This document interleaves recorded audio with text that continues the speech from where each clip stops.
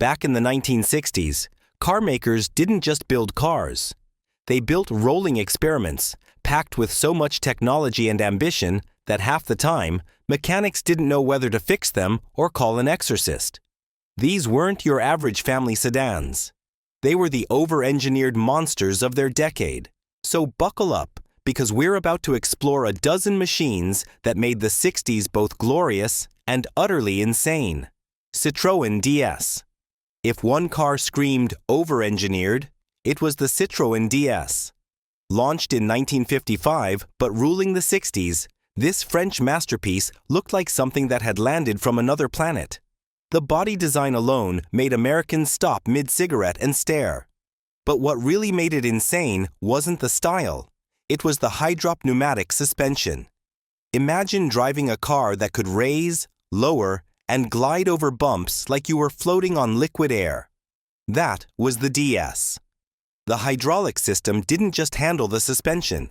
It powered the steering, the brakes, even the clutch in early models.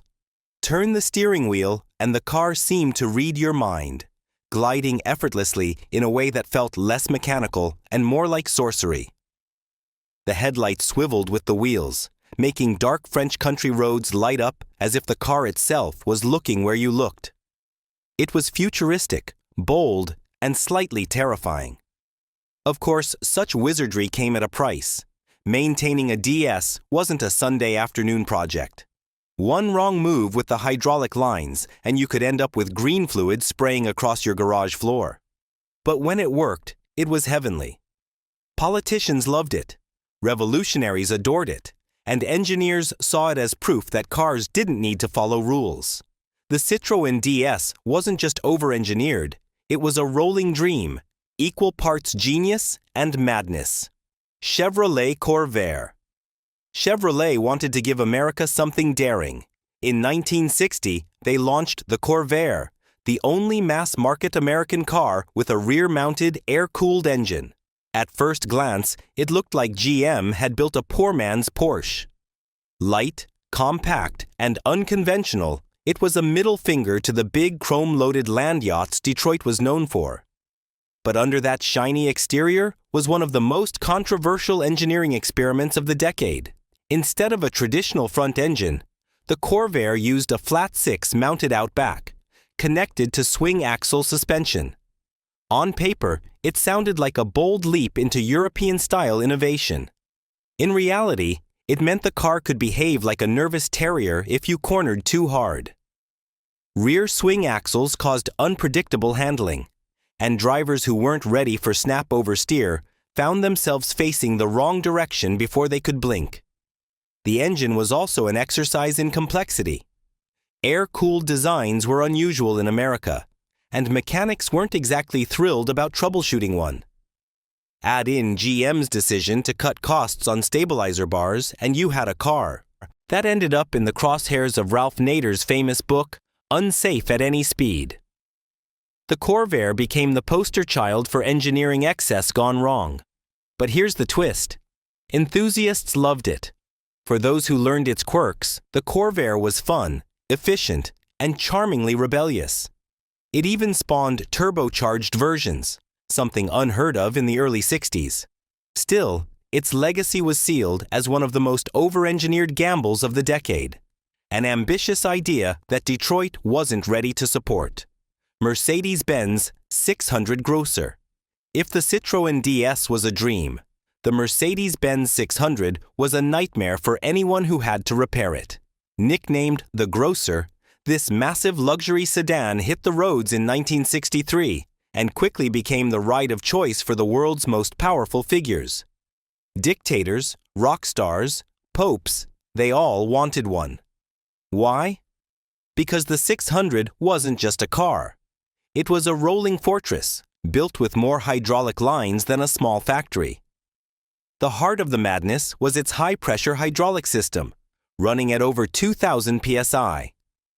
This system controlled nearly everything: power windows, seats, trunk lid, even the sunroof. Push a button, and heavy steel parts glided as smoothly as silk. It was quiet, seamless, and utterly intimidating. Pair that with a 6.3-liter V8, and the 600 could move its bulk with surprising grace, making it the ultimate mix of brute force and refined control. But here's the kicker. When it broke spectacularly. A single leaking hydraulic line could immobilize the car. Mechanics often said fixing one felt more like repairing an aircraft than a sedan. Owners needed deep pockets and an endless supply of patience. Yet despite the headaches, the 600 embodied the 60s obsession with excess. It wasn't enough to be luxurious. You had to engineer luxury so far that it scared people. The Mercedes 600 wasn't practical. It wasn't even sensible.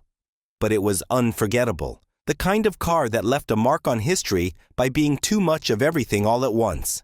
Cadillac Eldorado, 1967. By the mid-1960s, Cadillac had already defined American luxury. But in 1967, they decided to shock everyone with the Eldorado, a massive coupe that secretly hid one of the most advanced drivetrains of its era. This 4,800-pound monster came with front-wheel drive, something unheard of in the American luxury market at the time. Engineers took inspiration from Oldsmobile's Toronado, but Cadillac cranked it up to a whole new level. The front-wheel drive layout allowed the Eldorado to have a completely flat floor inside, making it feel like a ballroom on wheels. Beneath the hood, a monstrous 429 cubic inch V8 sent power through a chain-driven transmission mounted beside the engine. A design so unusual, it baffled anyone trying to service it. The complexity didn't stop there. Cadillac loaded the Eldorado with every luxury gadget imaginable, from automatic climate control to power everything. Driving one was an event. Despite its size, the Eldorado handled surprisingly well, with the front drive system giving it stability in corners. It was smooth, powerful, and undeniably flashy. But maintaining it? That was another story. The transmission setup was expensive to repair, and when things went wrong, they went wrong in a big way. Still, the Eldorado proved Cadillac could innovate just as boldly as the Europeans, even if it meant over-engineering a car to near absurdity. It was big, brash, and complicated. The very definition of 1960s American excess, wrapped in a two-door coupe that looked like a rolling monument. Jaguar XJ13 prototype. Few cars better capture the idea of over-engineering than Jaguar's XJ13. Built in the mid-1960s, it was a prototype racing car powered by a brand-new 5.0-liter V12 engine. Jaguar poured everything into this machine: cutting-edge aerodynamics, lightweight aluminum construction, and meticulous craftsmanship. It was meant to take on Le Mans and restore Jaguar's dominance on the racing circuit. The engine alone was a masterpiece, producing over 500 horsepower while sounding like pure mechanical symphony. Jaguar engineers didn't just design a car, they created a piece of art. The XJ13 could hit breathtaking speeds and was so advanced that even decades later, it still looked futuristic. But there was one problem. It never officially raced. By the time the XJ13 was ready, Jaguar had shifted focus to other projects, and regulations at Le Mans changed. Only one prototype was ever built, making it one of the rarest and most mysterious cars in history. And yet, the engineering effort was massive. Hours of design, testing, and obsession went into a car that was basically left to sit in a garage. In 1971, Jaguar attempted a promotional film with the XJ13. During filming, it crashed at high speed and was nearly destroyed. Miraculously, the driver survived, and Jaguar later rebuilt the car. Today, it's a symbol of over-engineering in its purest form. Lavish effort poured into something too complex and ambitious for its own time. Chrysler Turbine Car, 1963. Only in the 1960s could Chrysler hand out cars powered by jet engines to suburban families and call it research. The Chrysler Turbine Car was exactly that.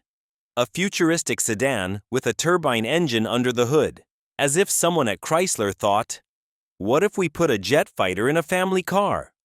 The engine was a turbine that could run on nearly anything. Diesel, kerosene, even tequila if you were feeling experimental. Chrysler built 55 of these copper bronze coupes and loaned them to ordinary drivers for testing. Imagine the neighbors' faces when you fired up your driveway with the high-pitched whine of a jet. It didn't just sound different, it felt otherworldly. The acceleration was buttery smooth, and the car had fewer moving parts than a piston engine, at least in theory. But here's the catch. Real-world life wasn't as glamorous. Fuel economy was laughable. Heat output could cook a turkey near the tailpipe, and mechanics had no idea what to do with one. The technology was decades ahead of infrastructure, and Chrysler couldn't mass-produce it without losing billions. By 1966, most of the fleet was destroyed, with only a handful surviving in museums today. Still, for a brief moment, America got a taste of the jet age on four wheels. The Chrysler turbine car wasn't practical, but it was unforgettable. A bold, over-engineered dream that proved sometimes innovation means taking risks no one else would dare. NSU Row 80 1967.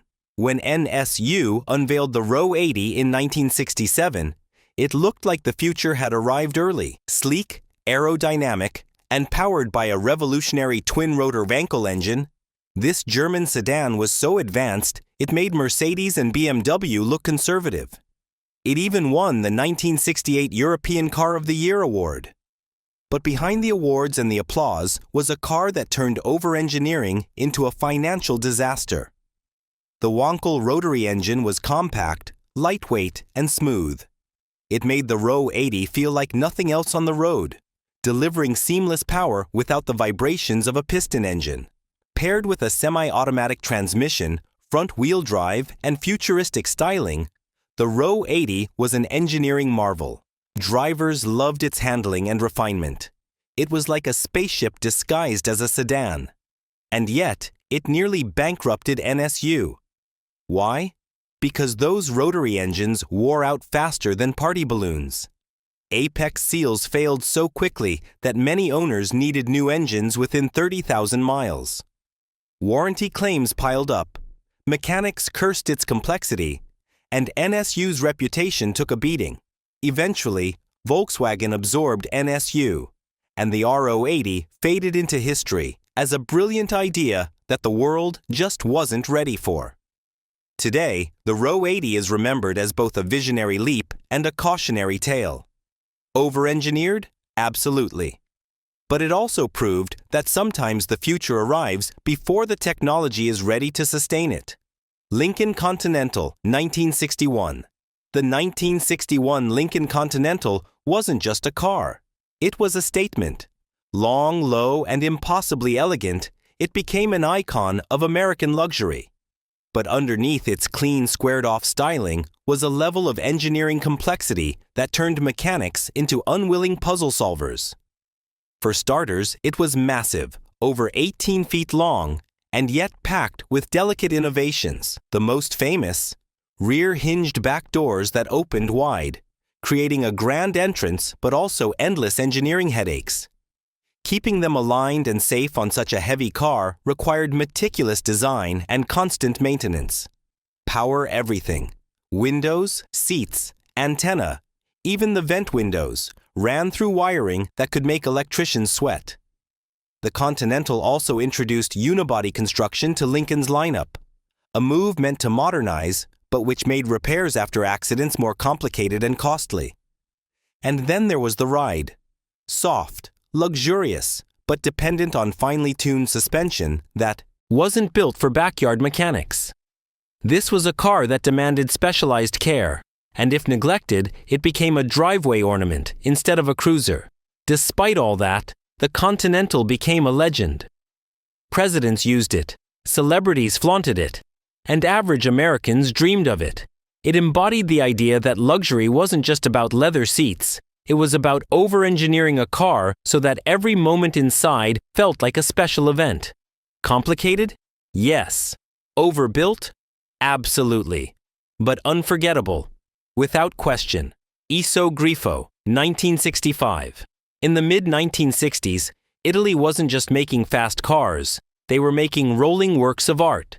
Enter the Iso Grifo, a stunning GT designed by Giorgetto Giugiaro with engineering input from Giotto Bizzarini, the same genius behind the Ferrari 250 GTO. Sounds like perfection, right? Well, Iso didn't just settle for beauty. They wanted brains, brawn, and complexity all rolled into one. Instead of sticking with finicky Italian engines, Iso sourced big block V8s from Chevrolet. Reliable, powerful, and easy to service, at least in theory. But Bizzarini wasn't content with simple.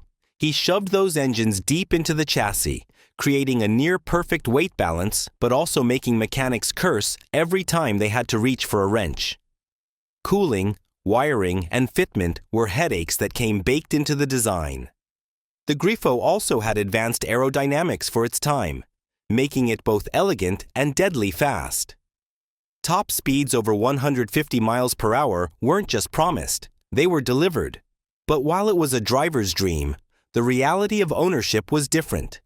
Hand-built production meant no two cars were exactly alike, and over-engineering quirks turned minor repairs into major projects. Still, the Iso Grifo stood tall as proof that the Italians could combine art and science in ways nobody else dared. It wasn't just a car. It was a handcrafted experiment that remains one of the most coveted, over-engineered grand tourers of the 1960s. Rolls-Royce Silver Shadow, 1965. When Rolls-Royce launched the Silver Shadow in 1965, it wasn't just another luxury car, it was a revolution wrapped in British understatement. Smaller and more modern than its predecessors, the Shadow introduced technology that was supposed to make it the smoothest ride on Earth.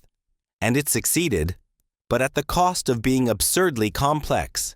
The centerpiece was the hydraulic self-leveling suspension, licensed from Citroën. Yes, Rolls-Royce took the French system famous for its complexity and refined it for their own cars. The result? A ride so smooth you felt like you were floating above the road.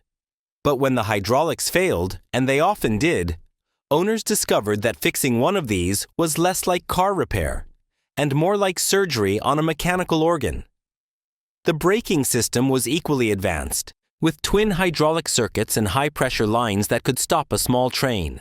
Add in Rolls' obsession with silence, layers of sound deadening, material, overbuilt components, and meticulous craftsmanship, and you had a car that lived up to its slogan, the best car in the world. But behind the luxury was a mountain of engineering that terrified mechanics. Maintenance costs could rival a mortgage, and parts weren't exactly stocked at your corner shop. The Silver Shadow proved that luxury in the 60s wasn't just leather and wood, it was over-engineering for the sake of perfection, even if it meant endless complexity. Pontiac Tempest, 1961-63. General Motors in the early 60s decided to experiment, and the Pontiac Tempest became their lab rat. On the surface, it looked like just another compact sedan. But underneath, it was one of the strangest, most over-engineered American cars of its time. First, the drivetrain. Instead of a conventional layout, engineers gave the Tempest a rear-mounted transaxle connected to the engine up front by a flexible rope drive shaft housed in a torquey tube. This setup created near-perfect weight distribution, something unheard of in American family cars. Handling was sharp, smooth, and surprisingly European in flavor. But the complexity was staggering. The rope drive system required precision alignment, and when it failed big. Add in a slant 4 engine, basically half a V8 chopped in two. And you had a car that vibrated like a washing machine on spin cycle. Owners loved the innovation, but quickly learned that parts were expensive, and mechanics hated working on it. The Tempest was ahead of its time, proving that Detroit could engineer cars to rival Europe's best. Yet, its quirks doomed it to a short run. By 1964, Pontiac abandoned the experiment for something simpler. Still, the Tempest remains a shining example of American over-engineering, ambitious, flawed, but undeniably fascinating. Ferrari, 365 GTB/4 Daytona prototype. By the late 1960s, Ferrari was already a legend. But when they began developing the 365 GTB/4 Daytona, they went all out, over-engineering a car that didn't just dominate racetracks, but also became one of the most iconic Grand Tourers ever made. The Daytona's prototypes were packed with obsessive detail. Engineers used a 4.4-liter V12 tuned to perfection, delivering over 350 horsepower. The engine alone was a masterpiece, with 6 Weber carburetors feeding it like a gourmet chef preparing an endless feast. But Ferrari didn't stop there. They gave it a transaxle for balanced weight distribution, a fully independent suspension, and disc brakes that could stop the car from insane speeds without breaking a sweat. It wasn't just the performance, it was the sheer effort that went into building it. Every nut, every bolt, every line was crafted with precision, often by hand. Owning one meant buying into a lifetime of tuning, tweaking, and endless maintenance bills. Mechanics would joke that servicing a Daytona was like raising a child. Demanding, exhausting, but somehow worth it. The Daytona proved. Ferrari's obsession with perfection often crossed into over-engineering. It was loud, fast, temperamental, and brilliant, a machine that embodied everything excessive and glorious about 1960s Italian engineering. So there you have it. 12 cars from the 1960s that proved engineering brilliance and engineering madness are often the same thing. Some were revolutionary, some were disasters, and some were both at once. But every one of them left a mark. Which of these machines would you dare to drive, or better yet, own?